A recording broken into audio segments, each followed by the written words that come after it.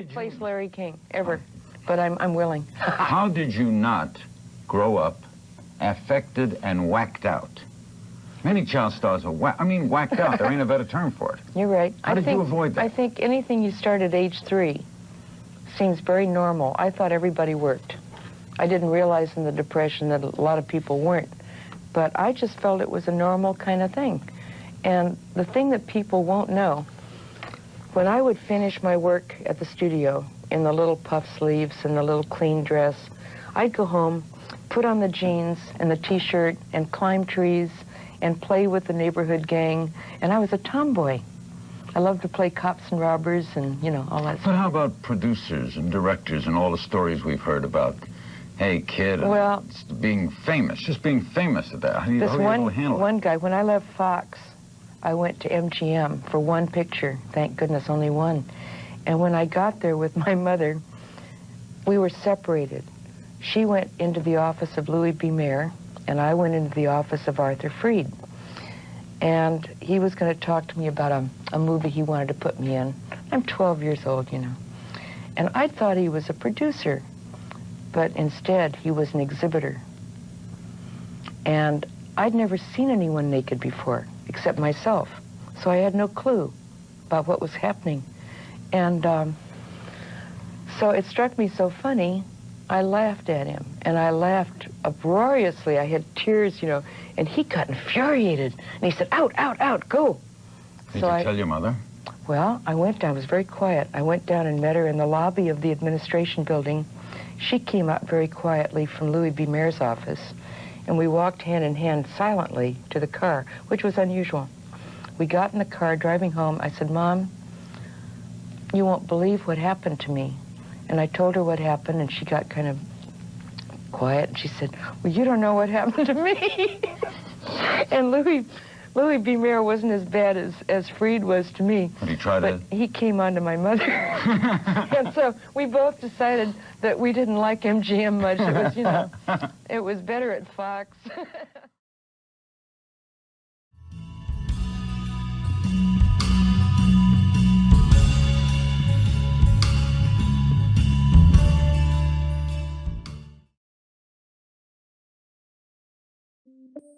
Nabokov's multi-layered interrogation of the pedophile's secret underworld extended to the movies. Anticipating queries raised by more recent critics such as Marion Sinclair, the author detected unsavory currents beneath Hollywood's glittering surface. With Lolita, he took special delight in mocking suspect scenes found in Shirley Temple films.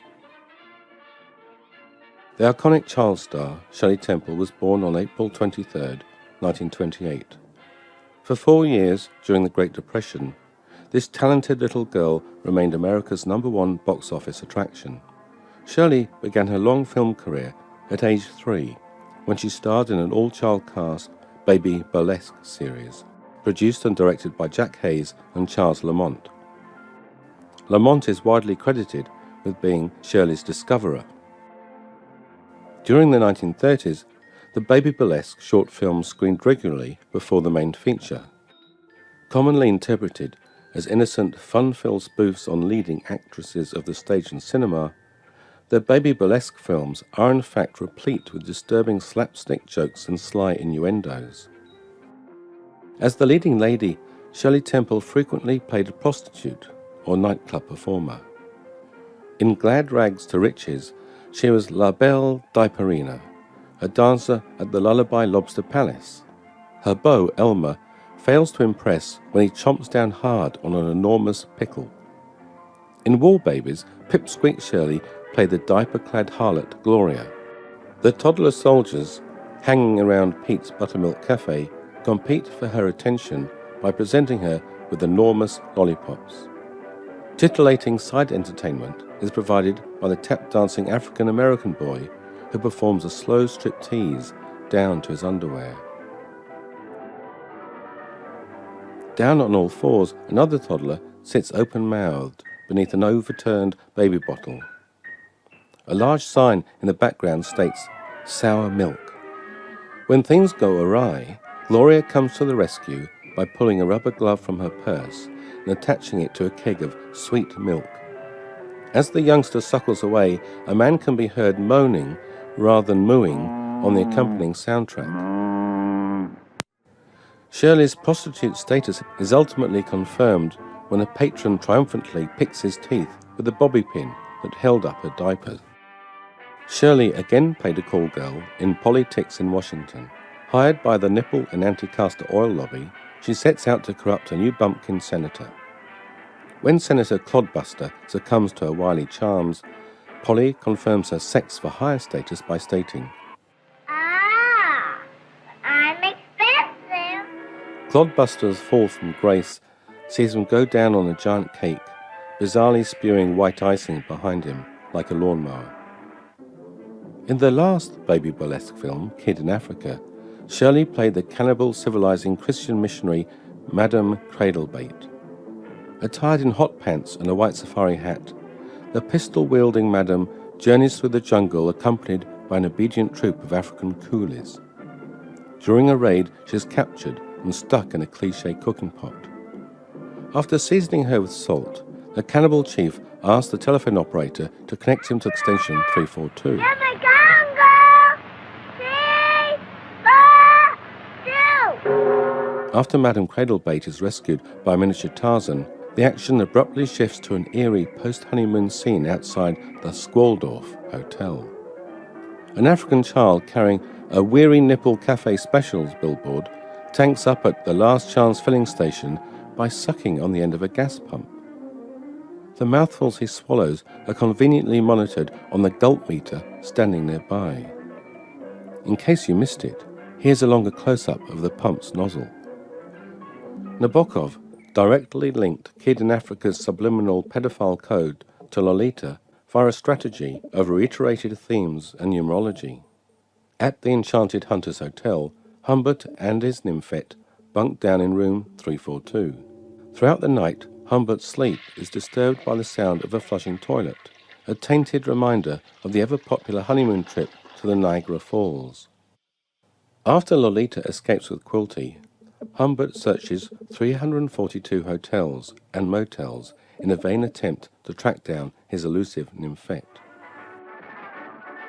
Nabokov also parodied Charles Lamont's 1934 short film Managed Money. Stowaway Shirley sets off with her teenage brother Sonny through a cactus-infested Californian desert. En route, they are bewitched by a luxurious mansion that turns out to be a Fata Morgana, or optical illusion. When they stop to prospect for gold, Shirley backs into a prickly pear. A man suddenly pops out from behind a saguaro and starts laughing. In Lolita's lampooning retake, Humbert dreams of spinning on to California, to the Mexican border, to mythical bays, saguaro deserts, Fata Morganas. Shirley may have left her career as a child prostitute behind after she was signed up by 20th Century Fox in 1934, but the suspicious scenes did not disappear altogether. Cast as an orphan, motherless child or runaway, the plot lines of Shirley's feature films now revolved around children's institutions and custody battles. Some guardians displayed an odd talent for meeting untimely ends. In Bright Eyes, Shirley's mother is run over by a speeding vehicle as she crosses the road to catch a bus. Her stern governess meets an equally grisly end in Poor Little Rich Girl.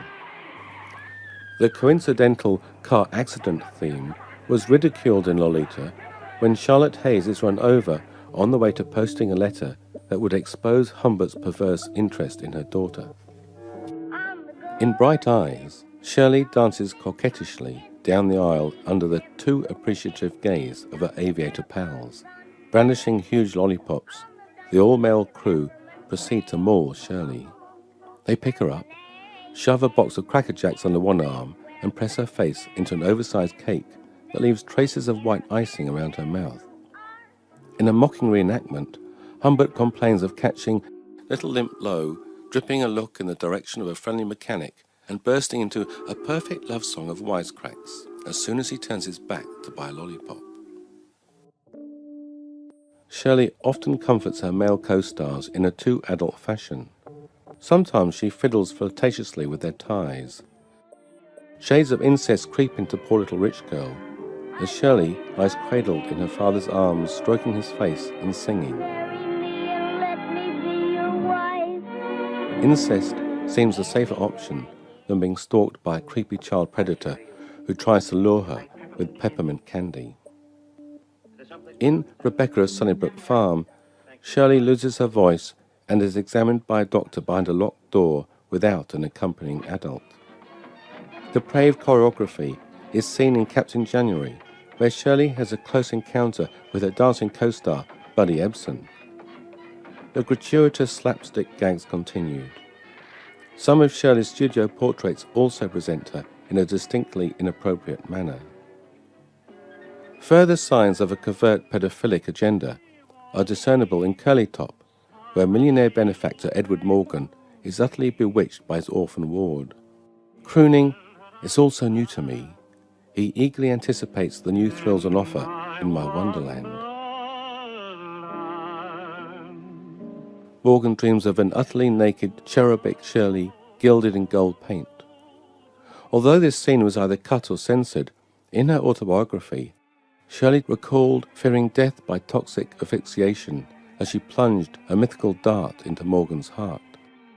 Morgan's hallucinations continue as all the paintings in his study are suddenly haunted by Shirley's image. In Lolita, the piano scene is comically revisited when Quilty stops to sing a few hysterical sonorities accompanied by soundtrack snorts as Humbert chases him around Pavor Mansion. Why, we may ask, is Shirley's dress shorter at the back than the front as she pirouettes on top of the grand piano? And what exactly was the purpose of the scene where Shirley creeps into Morgan's bedroom, then jiggles up and down on his stomach?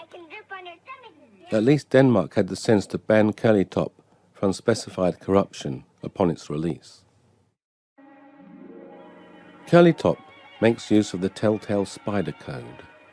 This theme emerges after Morgan buys a hula dress and ukulele for his tiny ward, and we see Shirley dancing in a grass skirt. A short while later, Shirley is lying on the beach reading a comic strip.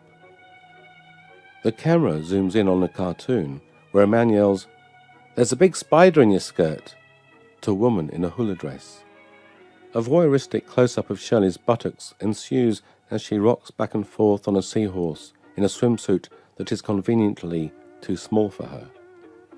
Nabokov parodied this scene by having Lolita swipe the comics from Humbert before flopping down on her belly to read on the piazza. This time it is Humbert who rocks back and forth, as the girl's smell at once set my manhood astir. Despite her enormous popularity, Shirley Temple did have some critics in the 1930s. American film critic Gilbert Seldes compared Shirley to Mae West, the reigning sex goddess, and recommended her directors face a firing squad at daybreak. Seldes thought Shirley's dimpled cuteness had very little to do with her real power, because at her good moments, something like a growl of satisfaction arises from the men in the audience. Across the Atlantic, British writer Graham Greene similarly argued that Shirley attracted male audiences for all the wrong reasons.